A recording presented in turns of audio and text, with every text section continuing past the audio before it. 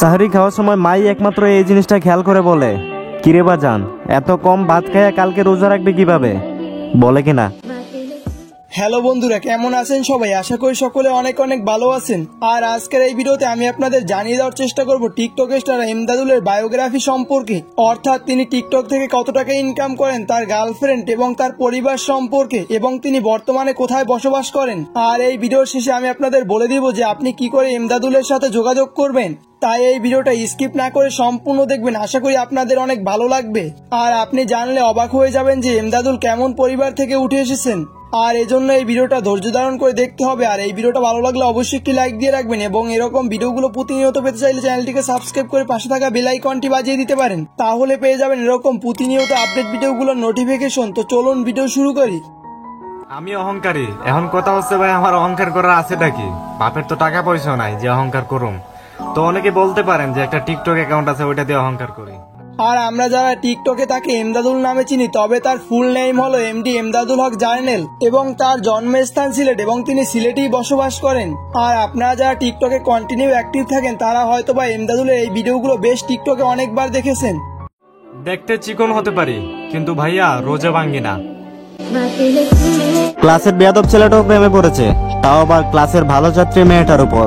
মেয়েটাকে সামনাসামনি গিয়ে বলল, আমি তোমাকে পছন্দ করি, ঈদে নতুন জামা লাগবে। ছেলেটা খুব জেদি ছিল, নতুন কাপড় ছাড়া ঈদ নামাজে যাবে না। কিন্তু সেই ছেলেটা যখন একদিন বাবা হয়, মনে মনে ভাবে আর বলে, দূর, একদিনের জন্য নতুন কাপড় কেনার কি দরকার? আগেরবার ঈদের পাঞ্জাবিটা আছে না, ওই পাঞ্জাবিটা দিয়ে না হয় এবার ঈদটাও কাটাই নেবো। আর তিনি টিকটকে অনেক মোটিভেশনাল ভিডিও আপলোড করেন, এবং তিনি তার বাবা মাকে অনেক ভালোবাসেন, তা তার এই ভিডিওগুলো দেখলেই বোঝা যায়। সাহরি খাওয়ার সময় মাই একমাত্র এই জিনিসটা খেয়াল করে বলে, কিরে বাজান, এত কম ভাত খাইয়া কালকে রোজা রাখবে কিভাবে? বলে কিনা? আর তাকে এই টিকটকে আসার পিছনে সব থেকে বেশি সাপোর্ট করেছে তার বড় ভাই, এবং তিনি তার একটি টিকটক ভিডিওর মাধ্যমে তার বড় ভাইকে এই ক্রেডিটটি দিতে ভুলেননি। বাবার পরের স্থানটা হচ্ছে আমার বড় ভাইয়ের। ভাগ্যে ছিল তাই আমার একটা ভাই পেয়েছি, যে কিনা বলে যে তুই চালিয়ে যা, আমি সবসময় তোর সাথে আছি। যে কিনা বলে টাকার অভাবে আমি লাইফে এনজয় করতে পারছি না বলে তুই করবি না, সেটা তো হতে পারে না ভাই। বড় ভাই, ভুল করলে আমাকে মাফ করে দিস, তারপর আমার ছাইরা চলে যাইস না। আর তিনি একটি মধ্যবিত্ত পরিবারের সন্তান, এবং তার বাবা একজন কৃষক, এবং তিনি সাদামাটা জীবনযাপন করতে অনেক পছন্দ করেন।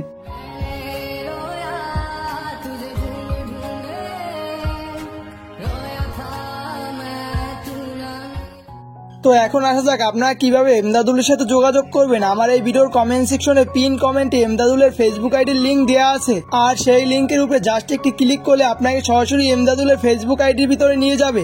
আর তার ফেসবুক আইডির নাম হলো এমদাদুল 10। আপনি চাইলে জাস্ট সেখানে মেসেজ করে আপনি তার সাথে কথা বলতে পারবেন। এছাড়াও তার একটি ইউটিউব চ্যানেল রয়েছে, যেটির নাম হলো এমদাদুল 10, আর এই চ্যানেলটি আপনি ইউটিউবে সার্চ করলে পেয়ে যাবেন। এছাড়াও তার টিকটক অ্যাকাউন্টের বায়োতে দেওয়া আছে সেই ইউটিউব চ্যানেলের লিঙ্ক। তো বন্ধুরা, আজকের এই ভিডিওটা এই পর্যন্তই ছিল। আর আপনাদের কাছে এই ভিডিওটা কেমন লেগেছে অবশ্যই কমেন্ট করে জানিয়ে দিবেন, এবং ভিডিওটা ভালো লাগলে অবশ্যই একটি লাইক দিয়ে রাখবেন। আর আপনাদের কাছে এমদাদুলের ভিডিওগুলো কেমন লাগে অবশ্যই কমেন্ট করে জানিয়ে দিবেন। তো দেখা হবে পরবর্তী কোনো ভিডিওতে। আল্লাহ হাফেজ। ঈদে ঘুরতে যাব, তো তোমরাই কমেন্টে বলো কোন জায়গাটায় ঘুরতে যাব। যে জায়গাটায় কমেন্ট বেশি আসবে সেই জায়গাটায় ঘুরতে যাওয়ার চেষ্টা করব ইনশাল্লাহ।